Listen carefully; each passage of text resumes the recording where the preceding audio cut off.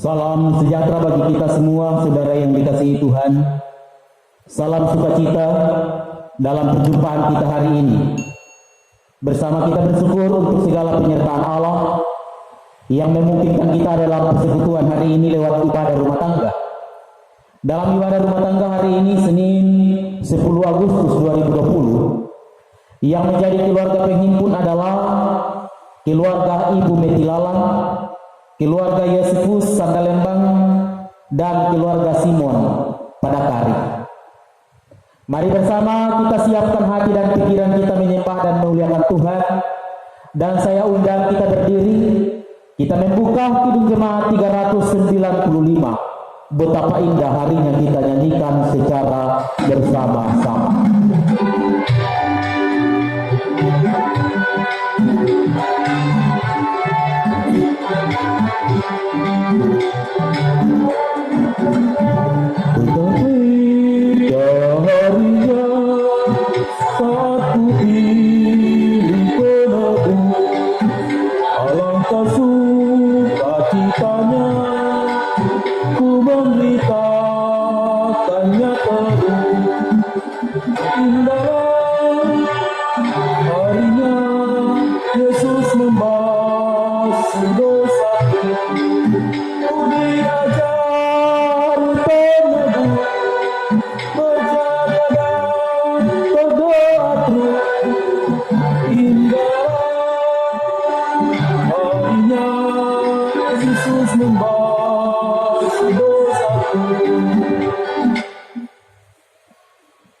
Pertolongan kita dalam ibadah ini adalah dalam pimpinan dan pengasihan Allah.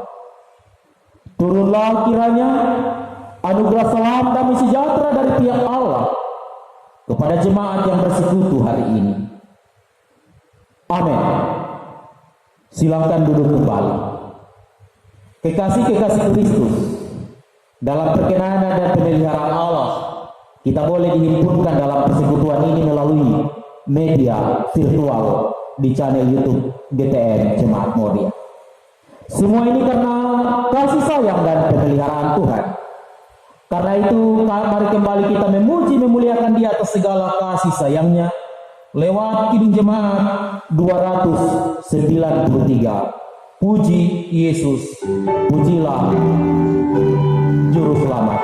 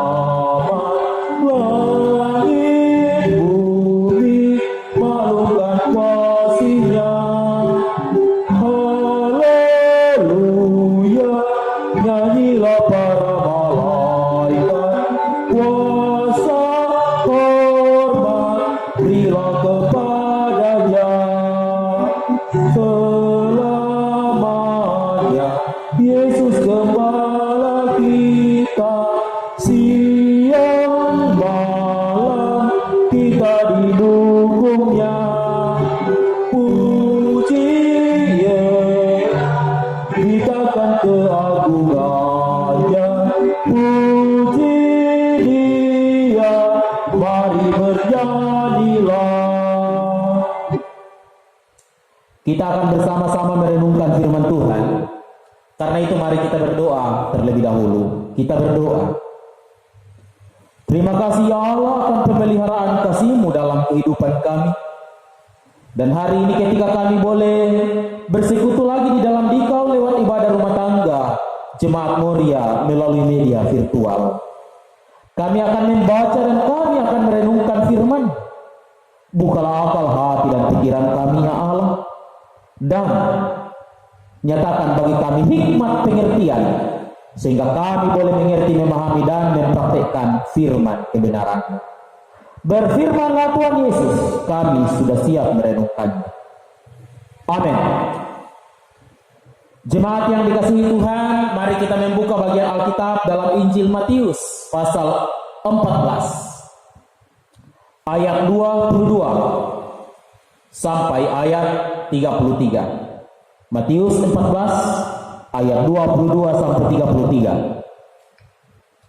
Saya bacakan untuk jemaat sekalian Matius 14 ayat 22 sampai 33 berbunyi sebagai berikut.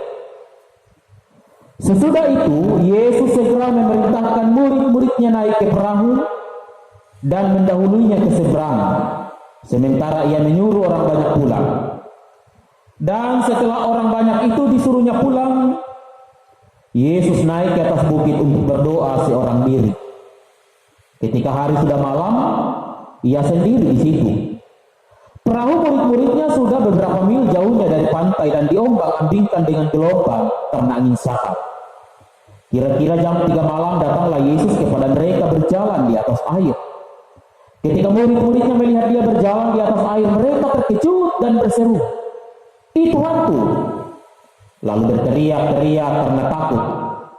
Tetapi segera Yesus berkata kepada mereka, "Tenanglah, aku ini, jangan takut." Lalu Petrus berseru dan menjawab dia, "Tuhan, apabila Engkau itu, suruhlah aku datang kepadamu berjalan di atas air." Kata Yesus, "Datanglah." Maka Petrus turun dari perahu dan berjalan di atas air mendapatkan Yesus. Tetapi ketika dirasanya tiupan angin, takutlah ia dan mulai tenggelam, lalu berteriak, "Tuhan, tolonglah aku."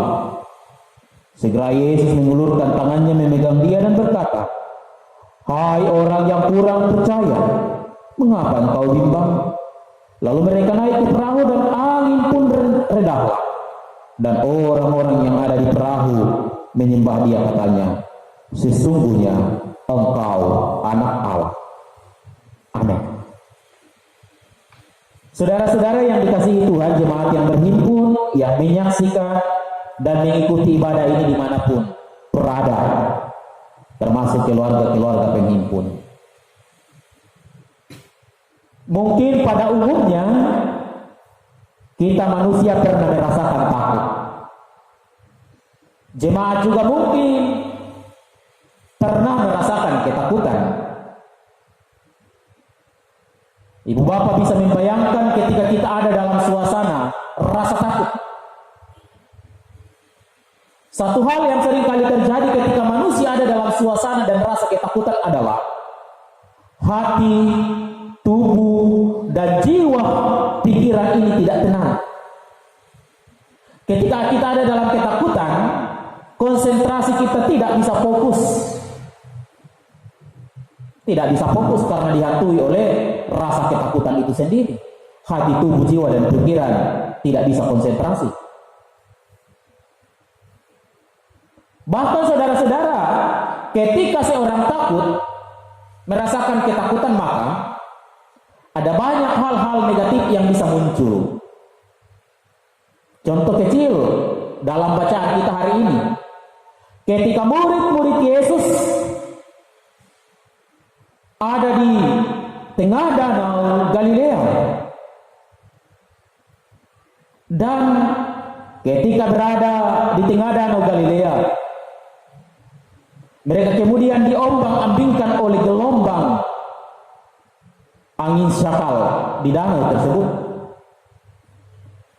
Pemahaman orang Yahudi bahwa Yahudi kuno, laut itu adalah tempat yang sangat menakutkan dan mengerikan. Apalagi berjalan di malam hari. Apalagi kalau ada gelombang dahsyat. Pemahaman Yunani Yahudi kuno mengatakan bahwa air laut itu punya penunggu. Kalau ombak dan gelombang ada, berarti penunggunya lagi ngamuk, lagi marah, lagi diganggu. Wajarlah kalau para murid Yesus yang ada di danau Galilea itu tiba-tiba diterpa angin sakau, tentu perahu yang mereka tumpangi terombang-ambing. Mereka ada dalam suasana rasa takut. Itu yang saya katakan di awal. Ketakutan bisa memunculkan reaksi-reaksi negatif. Contohnya apa? Bacaan kita mengatakan ketika angin sakal mengombang-ambingkan perahu yang ditumpangi murid-murid Yesus. Yesus kemudian datang berjalan di atas air di ayat 25. Maka jam 3 malam datanglah Yesus kepada mereka berjalan di atas air. Karena murid-murid Yesus pada saat itu penuh dengan ketakutan, Yesus yang datang berjalan di atas air itu dianggap, dilihat sebagai hantu. Murid-muridnya mengatakan, itu hantu. Padahal yang berjalan di atas air itu adalah Tuhan Yesus. Ini salah satu bukti yang saya katakan Ibu Bapak, bahwa terkadang kalau orang takut, cemas, menilai orang lain, menilai sesamanya jelek. Kalau kita dihantui, kita tak apa? Kalau kita takut disaingi teman lain, atau kita takut disaingi tetangga, atau kita takut disaingi teman kantoran, maka bisa jadi penilaian kepada teman yang ditakuti itu akan dinilai dia buruk, dia jelek, dia jahat. Walaupun mungkin apa yang dia lakukan bagus, tetapi penilaian kita akan selalu jelek kalau kita takut disaingi. Artinya takut secara negatif. Jadi hati-hati kalau takut kepada orang lain, karena bisa saja penilaiannya jelek. Anak-anak kalau takut kepada orang bercambang, maka dia akan bertumbuh menjadi manusia-manusia yang takut kepada orang bercambang, berkumis. Sehingga kalau dia besar, dia tidak mau berkumis, dia tidak mau bercambang. Atau bisa sebaliknya, dia akan berusaha menumbuhkan bulu-bulu di sekujur tubuhnya supaya dia juga ditakuti. Nah, bahaya ketakutan dan kecemasan yang berlebihan. Ada juga mungkin pernah kita mendengar istilah sekarang, yang banyak sekarang membunuh, banyak yang meninggal sebenarnya bukan karena virus corona, tetapi yang meninggal sekarang banyak karena faktor terlalu takut. Akhirnya kecemasan dan ketakutanlah yang membunuh, membuat mereka meninggal, mati. Tapi saya kira ini hanya sebuah istilah, ini hanya sebuah kalimat yang belum tentu kebenarannya karena perlu penelitian. Tapi bisa jadi ketakutan, kecemasan yang berlebihan membuat kita ada dalam suasana yang semakin terpuruk. Bapak Ibu Saudara yang dikasihi Tuhan, dan ini yang terjadi dalam bacaan kita. Ketika Yesus menyuruh murid-muridnya menyeberang ke Danau Galilea, dan di tengah Danau Galilea murid-muridnya diterpa angin sakal, angin gelombang.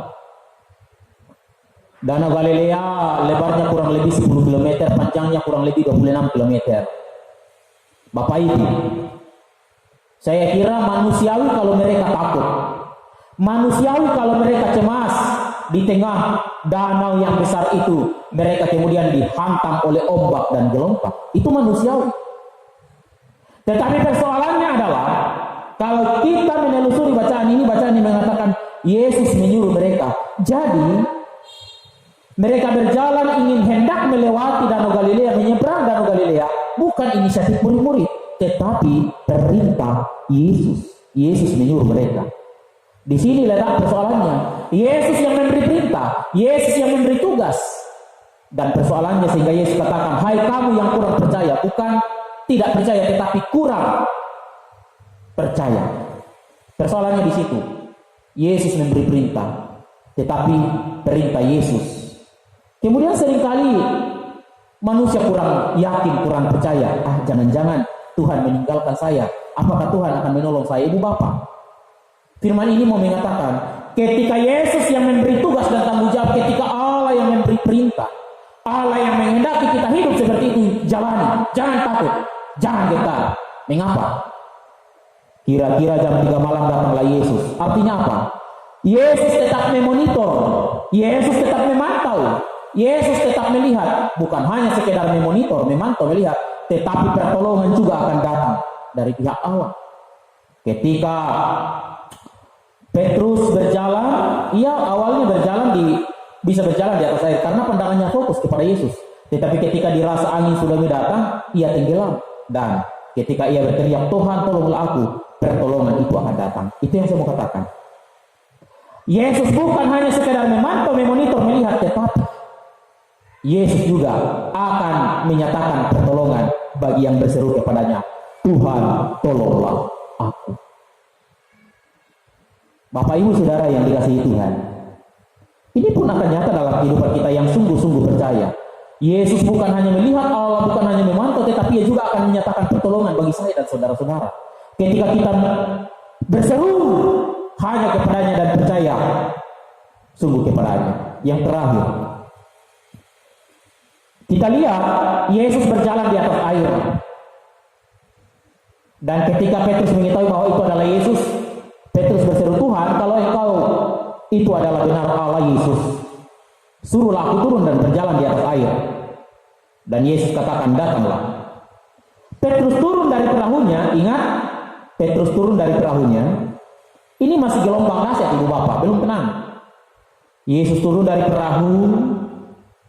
Petrus turun dari perahu.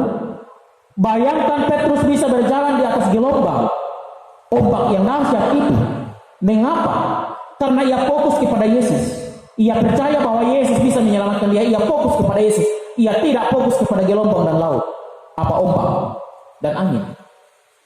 Jadi ketika kita fokus kepada Yesus, persoalan saya apapun, ibarat gelombang ombak lautan, tidak akan menggoyahkan iman kita, percaya kita.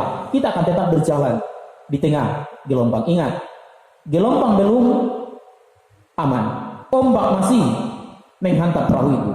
Artinya perjalanan hidup ini akan penuh dengan gelombang lautan. Tetapi ketika kita fokus pada Yesus yang menyelamatkan itu, apapun gelombang laut sebesar apapun, kita akan tetap tenang. Kita tidak akan pernah cemas dan takut berlebihan karena ada Yesus. Kalau kita fokus kepada Yesus. Tetapi perhatikan, ketika ayat 30 mengatakan, ketika dirasanya tiupan angin. Tiupan angin. Tiupan angin. Mulailah Petrus ketakutan. Artinya apa? Tiupan angin ini kemudian dirasakan oleh Petrus yang mau mengatakan, pada akhirnya ia tenggelam juga. Yang tadinya bisa berjalan di atas air, tetapi akhirnya ia tenggelam. Karena ia merasakan, ia konsentrasi kepada anginnya, bukan lagi kepada Yesusnya.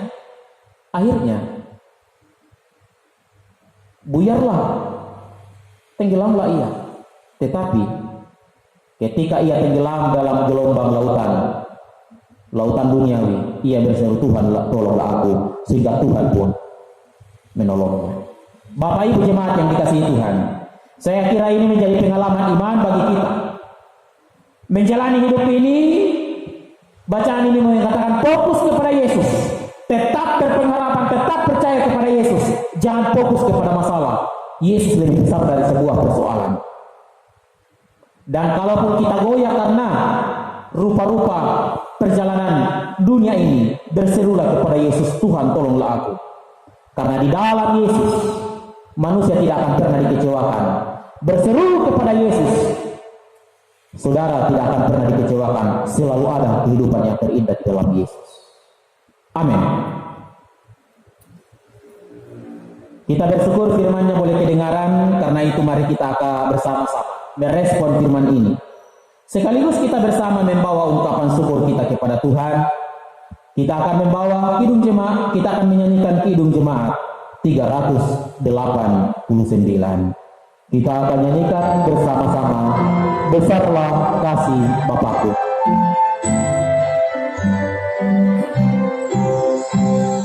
Besarlah kasih Bapakku, selalu melingkupiku, di mana-mana diriku diasuh.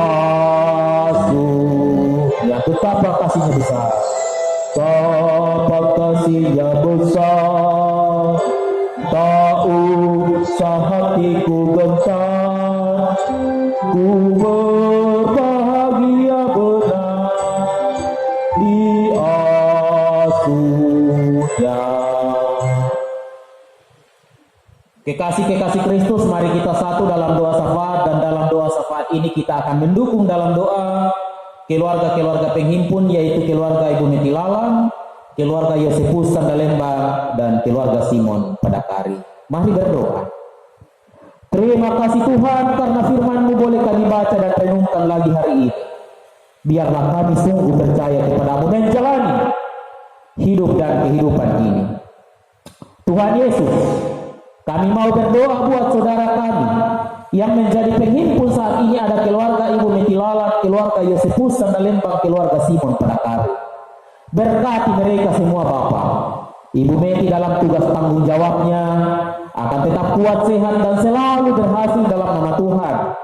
Anak kekasih Kris akan menjadi pemuda yang berhikmat bijaksana dalam pendidikannya. Ia selalu rajin belajar dan ia berhasil.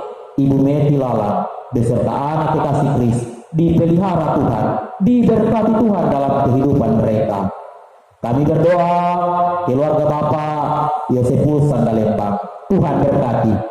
Berkati bersama istri dan anak-anaknya.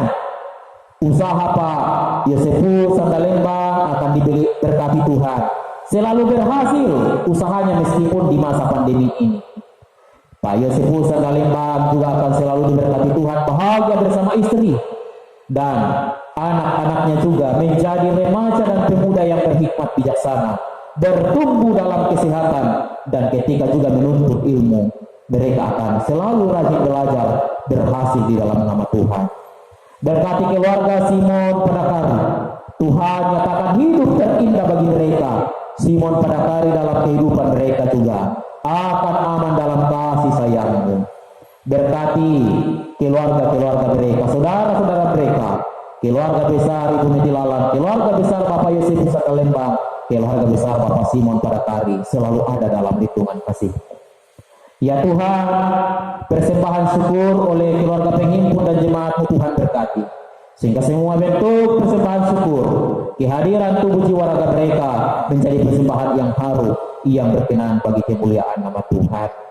Berkati bangsa dan negara kami, berkati seluruh hidup dan kehidupan jemaat-Mu. Ini doa kami Bapa, syafaat kami. Kami bawa beralaskan Yesus yang telah mengajar doa Bapa kami bersama demikian. Bapa kami di surga, dikuduskan nama-Mu, datanglah kerajaan-Mu, jadilah kehendak-Mu di bumi seperti di surga. Berikan kami hari ini makanan kami yang secukupnya, dan ampuni kami akan kesalahan kami, seperti kami juga mengampuni orang yang bersalah kepada kami. Jangan membawa kami ke dalam pencobaan, tetapi lepaskan kami dari yang jahat, karena Engkau yang punya kerajaan dan kuasa dan kemuliaan sampai selama-lamanya. Amin. Saudara-saudara yang dikasihi Tuhan, kita akan menerima berkat Tuhan.